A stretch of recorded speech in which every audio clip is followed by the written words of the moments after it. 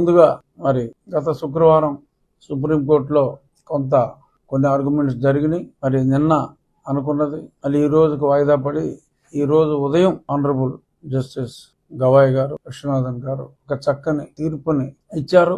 ముఖ్యమంత్రి గారు కూడా ఆయన అభినందనలు ఆ తీర్పు పట్ల హర్షం వ్యక్తం చేశారు. ఆ తీర్పు ఏమన్నారు అంటే, అందరికీ కూడా మరి ఎటువంటి కామెంట్లు చేయడానికి అవకాశం లేకుండా ఒక రాష్ట్ర ప్రభుత్వమే నియమించింది అంటే అది ఇండిపెండెంట్ ఏజెన్సీ అయినప్పటికీ కూడా మరి రాష్ట్ర ప్రభుత్వం పోలీసులు వాళ్ళ విలువని మరి గత ప్రభుత్వంలో చాలా దారుణంగా పోగొట్టుకున్నారు. సో మరి అందుకని బహుశా అయ్యుండొచ్చు ఒక మంచి తీర్పుని.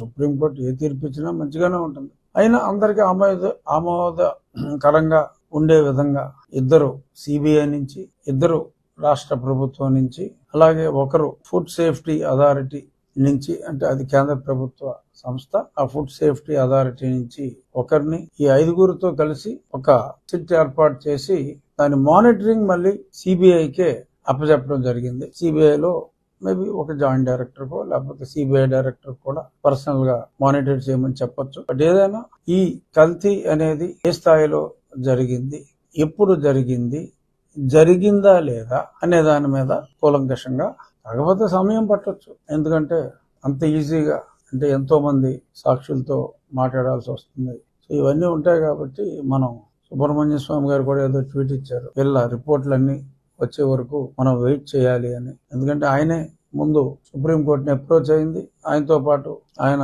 స్నేహితుడైన మాజీ చైర్మన్ ప్రస్తుత ఎంపీ సుబ్బారెడ్డి, ఇంకెవరో పత్రిక ఎడిటర్, వీళ్ళందరూ కూడా యాడ్ అవటం జరిగింది. సుబ్బారెడ్డి గారు తన పొలిటికల్ ఐడెంటిటీని చెప్పకుండా కేవలం ఏదో ఉట్టుట్టి సుబ్బారెడ్డిగా మరి ఆయన చెప్పినందువల్ల కోర్టు అంటే అక్షంతలు, అంటే సాక్షి భాషలో చెప్పాలంటే అక్షంతలు వేసినట్టు, మామూలుగా అయితే కోర్టు మందలించినట్టుగా మనం భావించవచ్చు. ఎందుకంటే పూర్తి ఐడెంటిటీని ఎందుకు ఈ రాజకీయ నాయకులందరూ కూడా ఇటువంటి వివాదాలు క్రియేట్ చేస్తారు అని చెప్పి మరి సుబ్బారెడ్డి గారికి రైట్ గా అన్నట్టుగా మరి కొందరు భావిస్తున్నారు.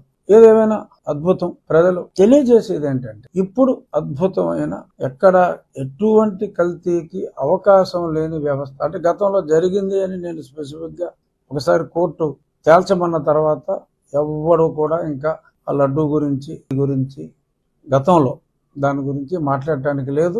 నిజ నిర్ధారణకి ఒకటి కమిటీ వేసిన తర్వాత, ముఖ్యమంత్రి గారు ఆహ్వానించిన తర్వాత ఆ సంగతి వదిలేద్దాం, మర్చిపోదాం. ఇప్పుడు ఫుల్ ప్రూఫ్ సిస్టమ్ ఉంది. గతంలో ఉందా లేదా అని నేను మాట్లాడతాను, ఉండొచ్చు. ఇప్పుడు ఒక ఫుల్ ప్రూఫ్ సిస్టమ్ ఉంది కాబట్టి ఎవరు కూడా అది ఒక గత జరిగిందా లేదా తర్వాత చెప్తారు, సిట్ చెప్తుంది, ఎవరు నమ్మకం వాళ్ళు.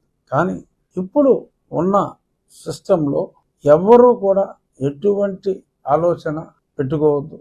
ప్రశస్తమైన ఆవు నెయ్యితోనే ఈ లడ్డు అనేది తయారు చేయబడుతుంది.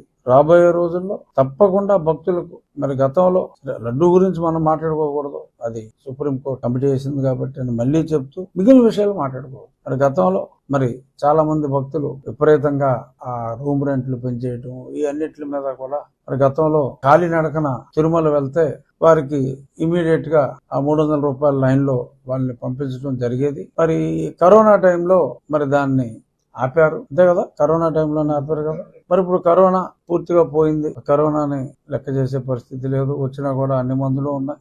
అదేదో మామూలు వేరే రొంప జలుబులాగా వచ్చిపోయే పరిస్థితికి కరోనా వచ్చింది. సో కాబట్టి మళ్ళీ తిరిగి మరి కాలినడకన, అప్పుడు ఏదో మధ్యలో మళ్ళీ రీస్టార్ట్ చేయాలంటే చిరతపూలు అన్నారు, ఏదో రకరకాలు. సో ఇలా కొంత కాలినడకన వెళ్ళే భక్తులకి కొంత డిస్కరేజ్ చేశారా అనే అనుమానం అయితే వచ్చింది. చేశారా లేదో, ఎందుకంటే మనం ఫీల్ అయిందే మనం మాట్లాడాలి. సో కాబట్టి డెఫినెట్ గా కొంత డిస్కరేజ్ అయిన మాట వాస్తవం. సో కాబట్టి మళ్ళీ తిరిగి మరి నూతనంగా మరి కొత్త కమిటీ కూడా మరి చంద్రబాబు నాయుడు గారు, దసరాలు మొదలైనవి కాబట్టి దసరా తర్వాత వేయచ్చు. అందరూ 4 రోజుల క్రితం కాసేపట్లో వచ్చేస్తుంది, కూసేపట్లో వచ్చేస్తుంది అన్నారు. మరి ఈ వ్యవహారం ఇలా ఉన్నప్పుడు కొంత ఆలస్యం అయిండొచ్చు. బట్ డెఫినెట్ గా ప్రజాభిష్టం మేరకు కాలినడకన వచ్చే భక్తులకి ప్రయారిటీ ఇవ్వాలి.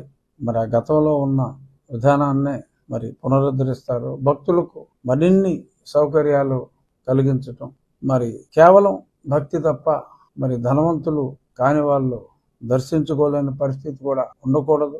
వాళ్ళందరినీ కూడా మరి దైవ దర్శనం త్వరితగతిన అయ్యేలాగా, ఒకవేళ ఆలస్యం అయితే మరి వారికి చక్కటి వసతి ఉండేలాగా ఇటువంటి చర్యలన్నీ కూడా మరి ఇప్పుడు ఉన్న ప్రభుత్వం భగవంతుని భక్తునికి దరిచేర్చే ప్రభుత్వం కాబట్టి తప్పకుండా రాబోయే రోజుల్లో కొత్త పాలక వర్గం వచ్చిన పిదప ముఖ్యమంత్రి గారు కూడా మరి ఆ ప్రాంతవాసి, ఆయన పర్సనల్ ఇంట్రెస్ట్ ఉంటుంది. సో భక్తులకు, హిందువులకు మంచి దర్శన భాగ్యం. డబ్బులు మిగిలితే గుళ్ళోనే వేసేస్తారు, నిలువు దోపిడీ సమర్పిస్తారు. కాబట్టి సెపరేట్గా దోచుకోవాల్సిన అవసరం ఏమాత్రం లేదు. వాళ్ళు వచ్చేదే నిలువు దోపిడీ ఇవ్వటానికి. మనం చూడవలసిందల్లా వీళ్ళు బయట దొంగల దోపిడీకి గురి కాకుండా ఆ కొండ మీద పోలీసు వ్యవస్థ, పిల్లల్ని ఎత్తుకుపోయే వాళ్ళు, ఆ పిక్ పాకెట్ వాళ్ళు, ఇలాంటి వాళ్ళని నిర్మూలించడానికి చక్కటి పోలీసు వ్యవస్థ ఉండాలి. వాళ్ళని మనం దోచుకోకూడదు, దొంగలను దోచుకోనివ్వకూడదు, మనం దోచుకోకూడదు. వారికి తోచింది దేవుడికి వారే సమర్పిస్తారు.